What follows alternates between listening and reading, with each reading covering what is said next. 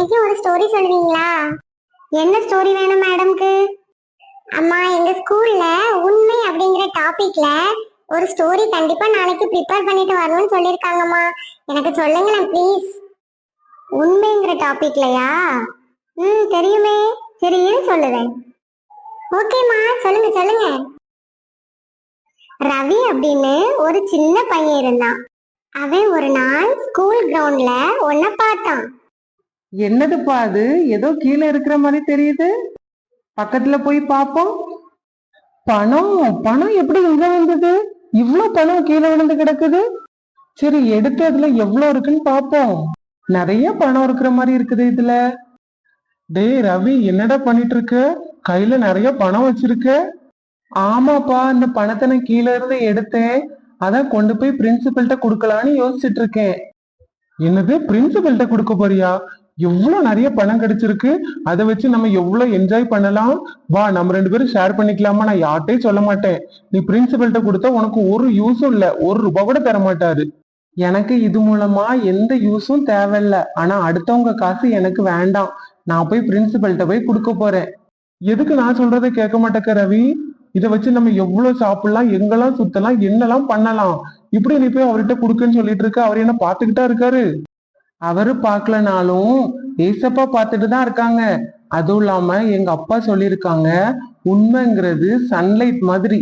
அது எல்லாருக்கும் எல்லா டைமும் தெரியாது, ஆனா எப்பவும் பிரகாசிச்சுக்கிட்டே இருக்கும். ஆனா பொய்ங்கிறது அப்படி இல்ல, பாய்சன் மாதிரி. அது லைட்டா பட்டாலும் நம்ம லைஃப் ஃபுல்லா நம்ம கூட கண்டினியூஸ் ஆகிக்கிட்டே இருக்கும். அதனால நான் அந்த தப்பு பண்ண மாட்டேன்ப்பா. நான் பிரின்சிபல்கிட்டே போய் கொடுக்க போறேன். என்னமும் பண்ணுப்போ. May come in sir? கம்மின் வாங்க. யாருப்பா அது? சார், நான் தான் சார் 5th ஸ்டாண்டர்ட் ரவி வந்திருக்கேன். சொல்லுப்பா, என்ன விஷயம்? சார், நான் நம்ம ஸ்கூல் கிரவுண்ட்ல பணக்கட்டு எடுத்தேன் சார். அதான் உங்ககிட்ட தந்துட்டு போலான்னு நினைச்சேன் சார்.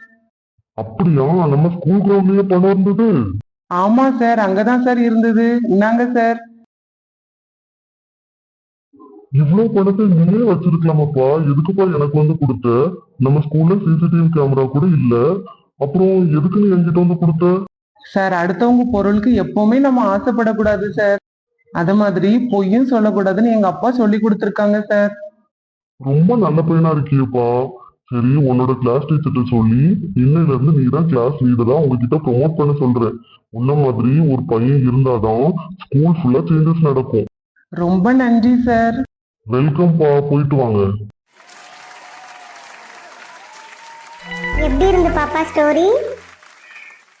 ரொம்ப நல்லா இருந்துமா.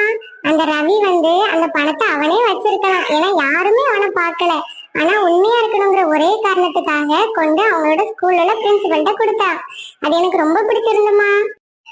ஆமா பாப்பா, உண்மைன்றது சர்ஜரி மாதிரி, அதாவது ஆபரேஷன் பண்ற மாதிரி. அது ஸ்டார்டிங்ல வலிக்கும், ஆனா போக போக சரியாயிரும். ஆனா பொய்ன்றது பெயின் கில்லர் மாதிரி. அந்த டேப்லெட்டை நம்ம சாப்பிட்டுருக்கோம்ல, அது அந்த டைம்ல மட்டும்தான் நம்ம உடம்புல இருக்கிற வலியை கம்மி பண்ணும். அடுத்த நாள் மறுபடி வரும். அதனால பொய்ங்கிறதும் ரிப்பீட்டட் ஆகிக்கிட்டே இருக்கும். அதனால நம்ம லைஃப்ல எப்பவுமே பொய் சொல்லக்கூடாது, உண்மையாதான் இருக்கணும். ஆமாமா, உண்மையாதாம்மா இருக்கணும். நானும் என்னோட ஃப்ரெண்ட்ஸ்க்குலாம் சொல்றேன். என்ன ஃப்ரெண்ட்ஸ், நீங்களும் உண்மையா இருப்பீங்க தானே? இந்த ஸ்டோரி பிடிச்சிருந்தா கண்டிப்பா லைக் பண்ணுங்க, சப்ஸ்கிரைப் பண்ணுங்க. பாய்.